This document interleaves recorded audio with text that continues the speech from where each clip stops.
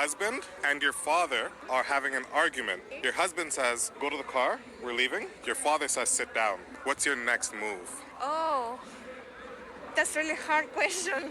Maybe. Oh, I don't know. It's really hard. You have to choose.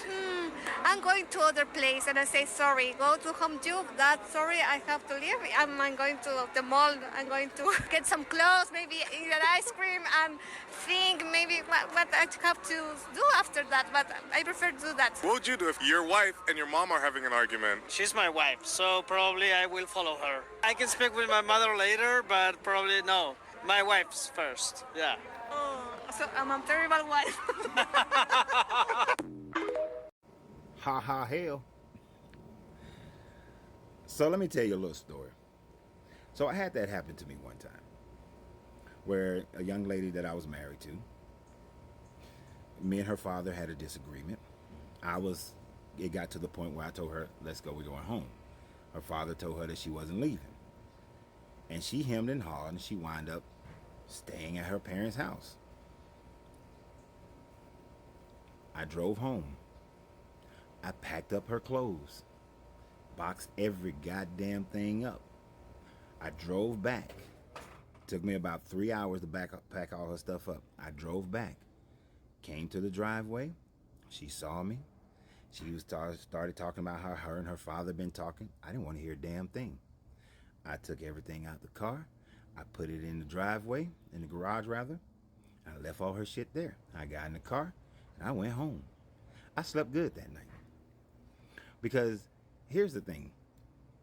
There ain't no way in hell you're going to claim to be my wife, but yet your father has more power in my house than I do. In the same way, I would never let my mother have more power in our house than my wife. My children don't have more power in my house than my wife. And so if she had children and it was her children, I would have packed her shit up and you can go stay with them. Because there is absolutely no way my peace is going to be determined based on how my wife respects me and how she respects our relationship. And that's the main thing that it comes down to, is that you're not respecting our relationship, the commitment we made to each other. I want you to think about something.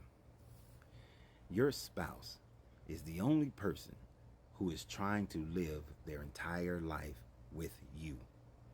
Your parents will have their own lives and live their own lives and expect your ass to leave.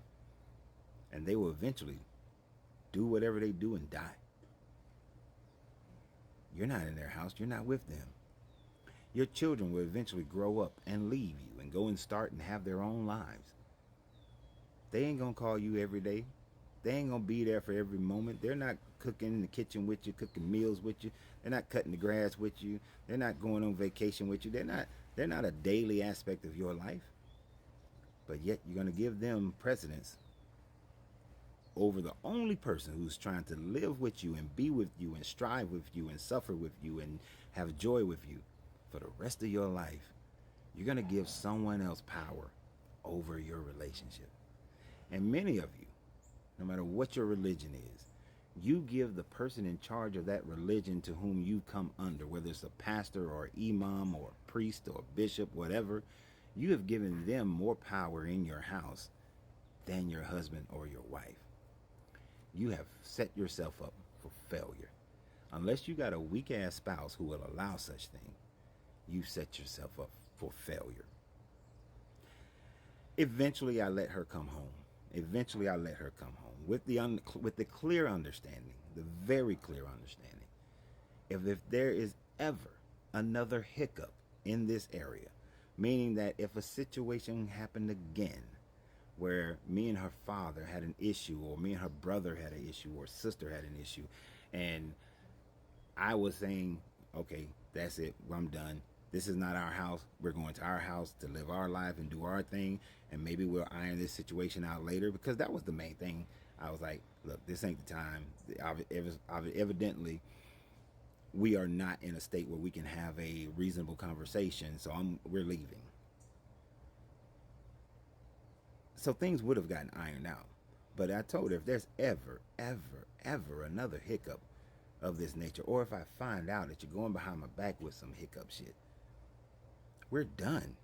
We're done. I will never, ever allow you to be be a part of my life ever again. Ever again. And that's the stance that you have to be willing to take. That if your husband is allowing his mom or his grandmother or his sister or brother to be a powerful piece in your relationship, no. If she's letting her father, mother, anybody be a powerful piece in your, no. The pastors, the imams no. That's got to go. There's only two people that got power in this relationship.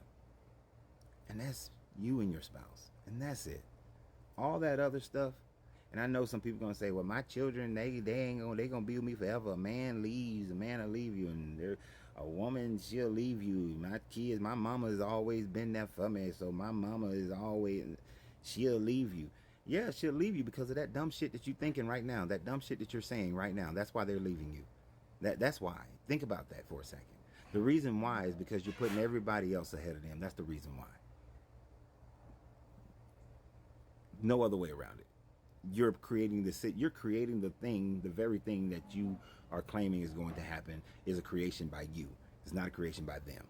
And if you pick the sorry ass person, then that there again is a creation by you. So that's a bullshit excuse. Right? What do you guys think? Like, share, and subscribe. And always remember, you have to free yourself to be yourself because your greatness is non-negotiable.